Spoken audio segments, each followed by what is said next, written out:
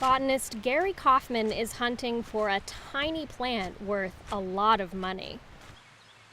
The plant is ginseng, and its roots are valuable.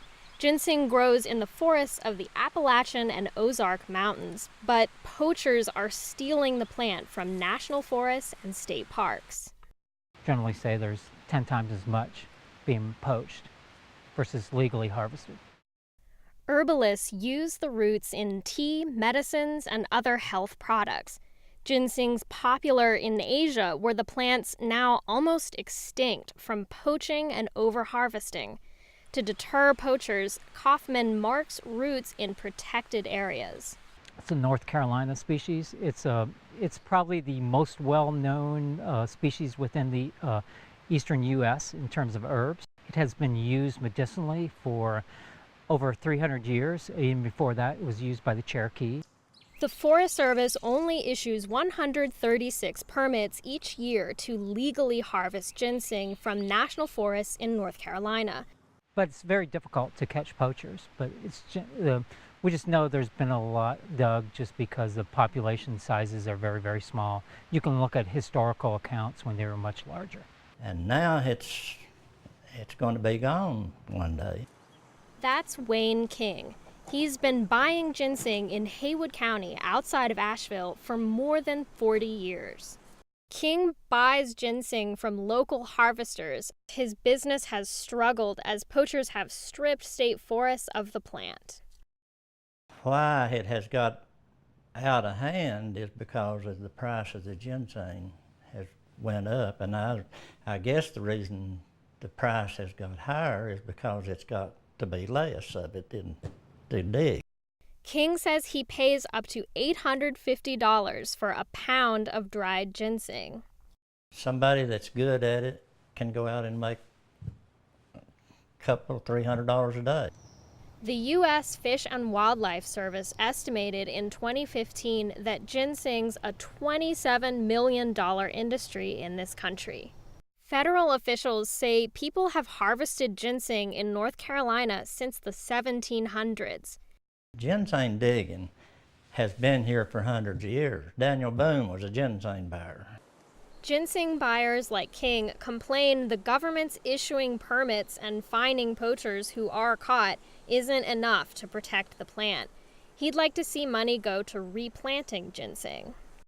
In the U.S., removing ginseng from national forest land without a permit can lead to a $5,000 fine or up to 6 months in prison.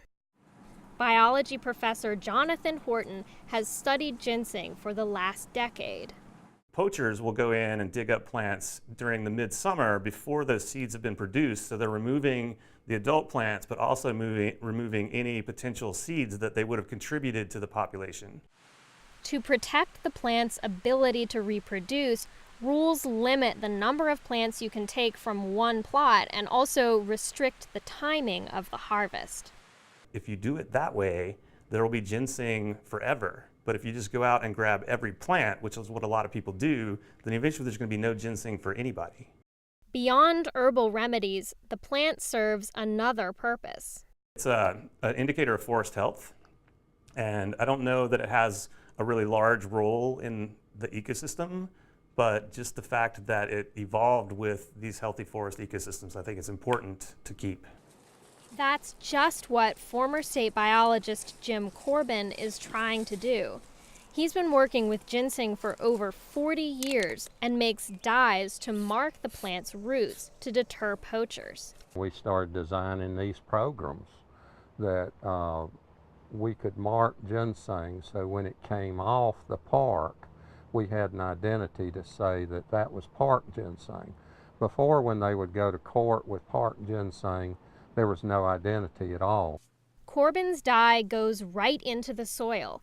The root of the plant absorbs the dye that's visible under black light. In fact, the first year we got 80 positive prosecutions as opposed to 0 the 3 years prior.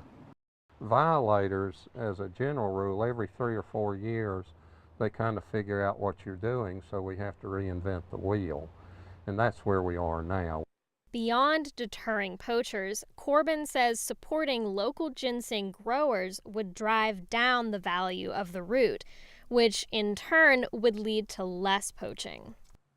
You're taking money out of the pockets of North Carolinians, because this is a viable way for farmers in North Carolina to grow and produce a product that makes quite a bit of money. Millions of dollars are spent in North Carolina on ginseng every year.